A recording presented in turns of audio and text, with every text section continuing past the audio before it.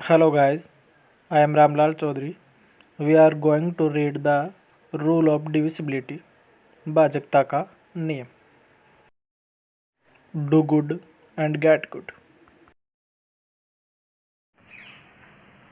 सभी भैया बहनों का हार्दिक स्वागत व अभिनंदन। आज हम आपके लिए नया वीडियो लेके आए। इस वीडियो के माध्यम से हम आपको भाजकता का नियम प्रदर्शित करेंगे। भाजकता का नियम का अर्थ ये हुआ कि किसी भी संख्या में किसी अंक का भाग जाएगा या नहीं जाएगा, ये पहचान कैसे होती है, इस वीडियो के माध्यम से मैं आपको बताऊंगा। तो चलिए शुरू करते हैं। हमारा आज का पहला पॉइंट, भाजकता के नियम का प्रथम पॉइंट, किसी भी संख्या में 2 का भाग जाता है या नहीं जाता है, इस पहचान के लिए ये प्रथम नियम दिया गया है। देखिए, 2 से भाज्य संख्याओं की पहचान, कोई भी संख्या है उसमें 2 का भाग पूरा जाएगा या नहीं जाएगा, इसकी पहचान करने के लिए इसकी व्याख्या देखिए।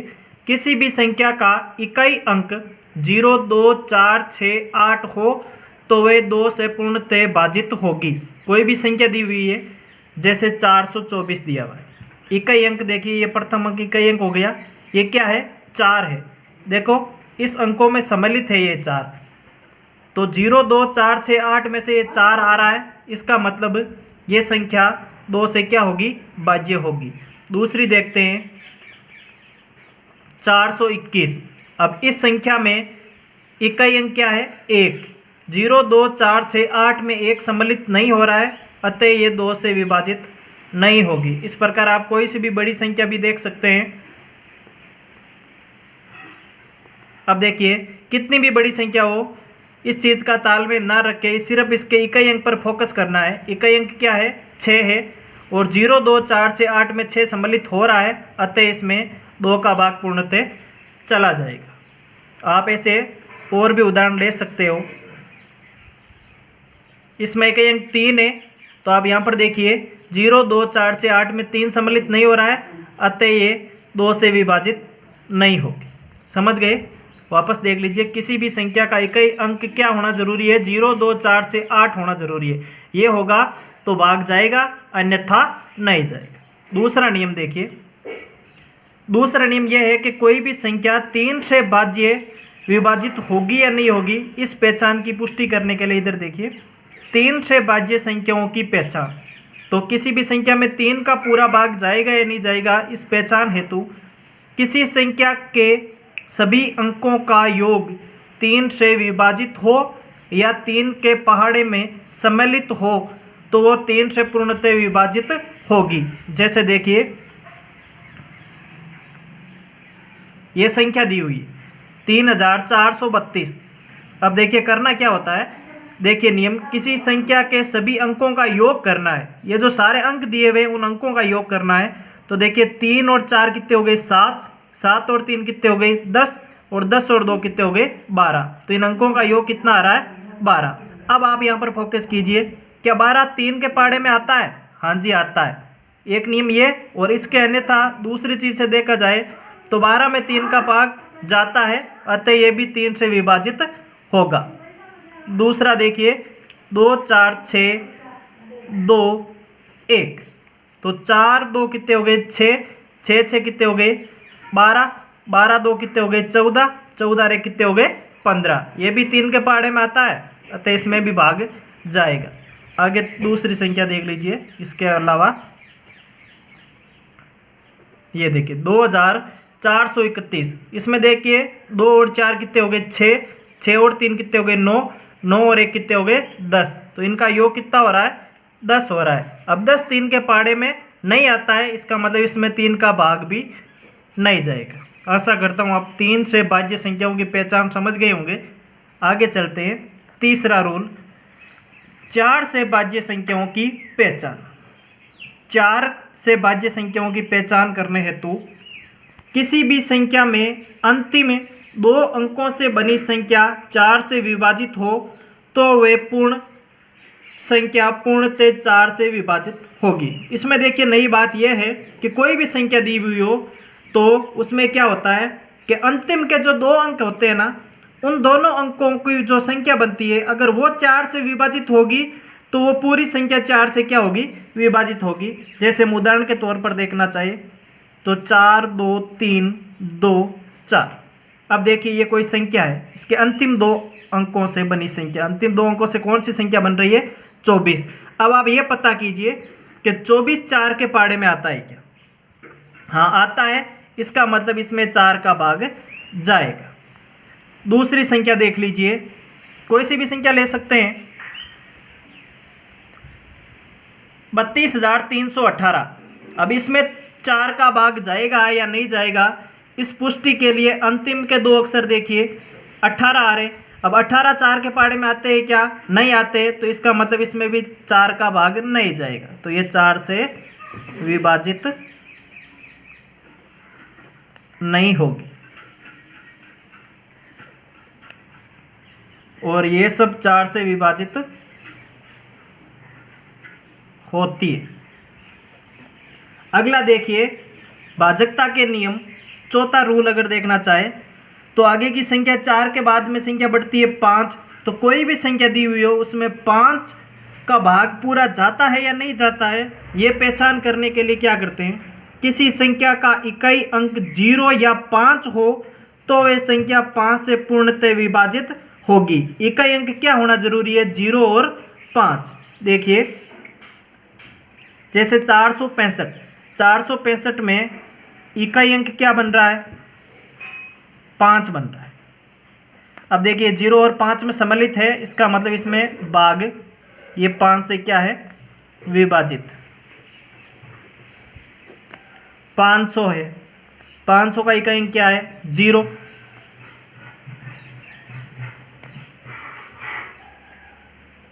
तो ये भी 5 से विभाजित है। ऐसे 438, इसमें देखिए इकाई अंक 8 है जो कि 0 और 5 के रूप में नहीं है, अतः इसमें 5 का भाग पूर्णतः नहीं जाएगा। नियम नंबर 5। नियम नंबर 5 के आधार पर हम देखते हैं कि 6 से भाज्य संख्याओं की पहचान। कोई भी संख्या दी हुई है उसमें 6 का भाग पूरा जाएगा या नहीं जाएगा, ये देखने हेतु हम एक पहचान के रूप में इसके मुख्य बिंदु देखते हैं। किसी भी संख्या में 2 व 3 अंक से भाज्य होने के नियम की पूर्णता पालना होती है तो वे संख्या अंक 6 से पूर्णतः विभाजित होती है। इसमें देखिए मुख्य बिंदु क्या हुआ है कि कोई भी संख्या होगी ना, वो 2 और 3 से विभाजित होने वाले नियमों का अगर पालना करेगा दोनों का, तो वह पूर्णतः डेफिनेटली 6 से क्या होगा, डिवाइडेड होगा, विभाजित होगा। 2 और 3 से विभाजित होना यह नियम हमने पहले पढ़ ही लिया है, जिसके माध्यम से देखते हैं 616। अब देखिए 2 से विभाजित हो और 3 से भी विभाजित हो तब ये 6 से विभाजित होगी, नहीं तो ये 6 से विभाजित नहीं होगी। तो इसके माध्यम से हम पहले देखिए 2 से विभाजित होने का नियम क्या था कि उसका इकाई अंक 0 2 4 6 8 में सम्मिलित होना चाहिए। ये इकाई अंक 6 है, 0 2 4 6 में सम्मिलित हो रहा है, इसका मतलब ये 2 से तो विभाजित है। आगे देखिए 3 से विभाजित करने के लिए नियम क्या था, अंकों का योग कीजिए। 6 1 7, 7 और 6 13। अब 13 3 के पाड़े में नहीं आता है, इसका मतलब ये 3 से विभाजित नहीं है। इसका मतलब क्या हो गया, ये जो 616 संख्या है वो 6 से विभाजित नहीं होगी। समझ रहे हो आप। इसका दूसरा उदाहरण देख लीजिए, 32,532 लिख दिया आपने। अब इसमें आप देखिए इकाई अंक क्या है, 2 है, इसका मतलब ये 2 से तो विभाजित है। अब इसी के साथ इस संख्या में देखना है ये 3 से विभाजित होगी या नहीं होगी। ये पूरी संख्या 32,532 3 से विभाजित होती है नहीं होती है। इसके लिए आपको इस संख्या के प्रत्येक अंकों का योग करना है। तो 3 2 5, 5 5 10, 10 3 13, 13 और 2 15। अब हम जानते हैं 15 होते हैं वो 3 से विभाजित होते हैं और 3 के पाड़े में भी आते हैं, तो ये 3 से भी क्या होगी, विभाजित होगी। अब देखिए इसमें 2 और 3 दोनों के नियमों का फॉलो कर रहा है, अतः ये 6 से क्या होगी, 6 से विभाजित है। समझ गए आप? वापस देख लीजिए एक बार। कोई सी भी संख्या दी हुई हो तो वो संख्या 2 से भाजकता का और 3 दोनों संख्याओं की भाजकता का नियम का पालना करेगा तो वे संख्या पूर्णतः 6 से क्या होगी? विभाजित होगी। नियम पर यह डिपेंड करता है कि 2 और 3 दोनों अंकों की भाजकता का नियम के पालना करना चाहिए, तभी वो 6 से क्या होगी? विभाजित होगी। अब हम नया देखते हैं, हमारा छठा नियम। छठा नियम किसके आधार पर है? अंक 7 के आधार पर है। कोई भी संख्या दी हुई होगी आपको, उसमें 7 का भाग जाता है या नहीं जाता है, इसकी पहचान करने के लिए इसके मुख्य बिंदु के रूप में देखिए, किसी संख्या, जैसे कोई से भी संख्या दी हुई हो, किसी संख्या के अंतिम अंक को दुगुना करके, अंतिम अंक का मतलब समझ गए? इकाई अंक।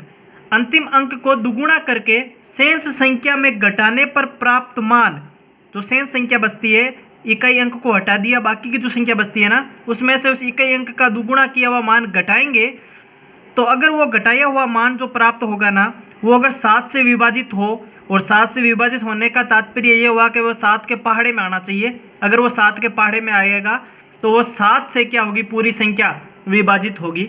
जैसे देखिए, उदाहरण लेते हैं 343। अब देखो नियम क्या कहता है, जैसे ये संख्या दी हुई है, अब आपको पहचान ये करनी है कि इसमें 7 का भाग जाता है या नहीं जाता है। तो इकाई अंक क्या है इसमें? 3, ये प्रथम अंक होता है, वो इकाई अंक कहलाता है। तो इकाई अंक का क्या करना है? हमें दुगुना करना है। तो 3 का दुगुना किया आपके, कितना आ गया? 6 आ गया। ठीक है। अब बाकी की जो संख्या बचती है, बाकी की संख्या क्या बची? यहाँ पर देखिए 34 बची। इस 34 में से ये 6 आपको क्या कर देने? घटा देने। कितने बचते हैं? 28 बचते हैं। अब आप ध्यान से देखिए, 28 7 के पहाड़े में आता है, इसका मतलब इसमें 7 का भाग पूर्ण रूप से जाएगा। समझ गए आप? एक बार वापस ध्यान दे लीजिए।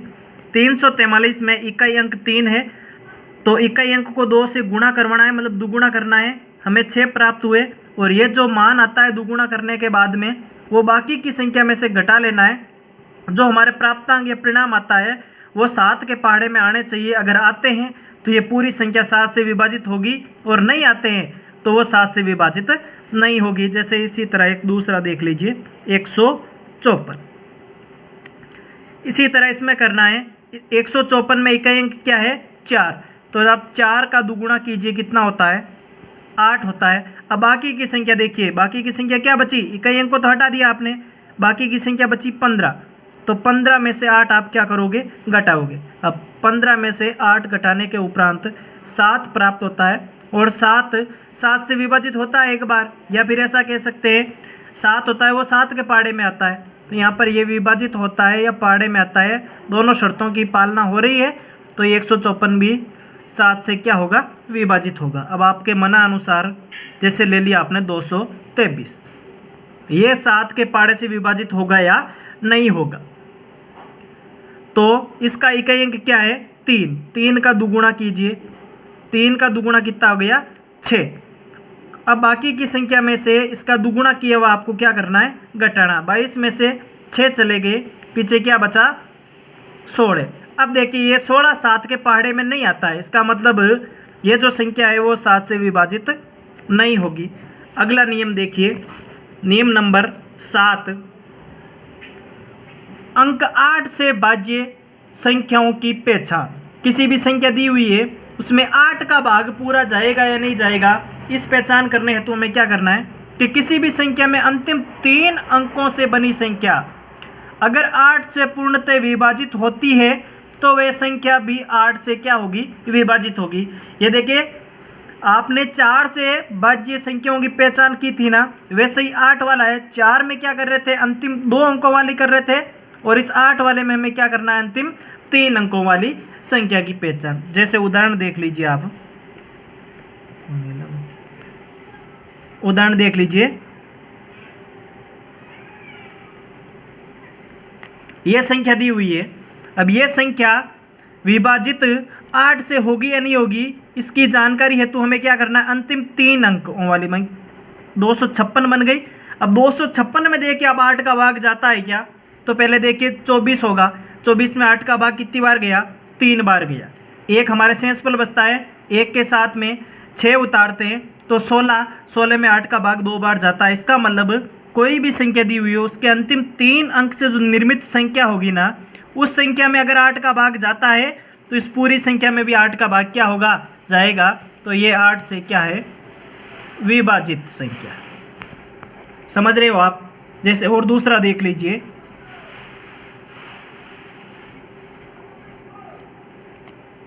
इसमें देखिए अंतिम 3 अक्षर से ये बन रही है। अब 344 अंतिम 3 अंकों से निर्मित हो रही है। अब हम जानते हैं 344 है वो 8 से पूर्ण रूप से विभाजित नहीं हो रही है। इसका मतलब ये 8 से पूरी संख्या क्या नहीं होगी, विभाजित नहीं होगी।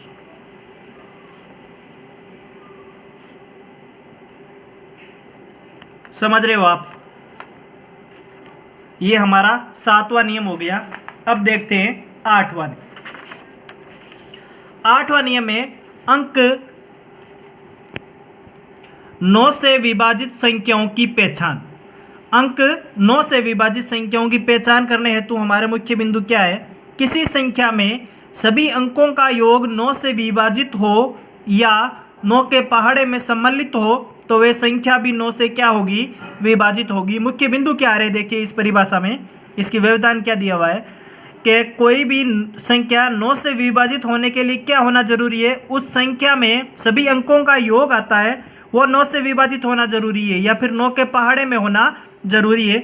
जैसे उदाहरण देख लीजिए,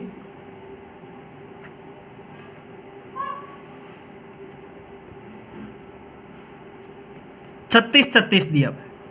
अब इसमें देखिए आप 3636 है, अंकों का योग कीजिए। 6 3 9, 9 3 12, 12 6 18। अंकों का योग कितना मिल रहा है हमें, 18 मिल रहा है।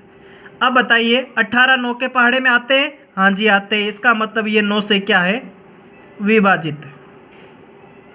बहुत सरल नियम है ये 9 से विभाजित होने वाली संख्याओं की पहचान करने हेतु। दूसरा उदाहरण आप देख सकते हैं 4357। तो देखिए 4 3 7, 7 7 14 और 14 9 कितने हो गए, 23। तो अंकों का योग 23। अब आप बताइए क्या अंकों का योग 23 आ रहा है वो 9 से विभाजित है, नहीं। तो ये अगर योग 9 से विभाजित नहीं हो रहा है इसका मतलब ये संख्या भी 9 से विभाजित नहीं होगी और ये विभाजित होगी।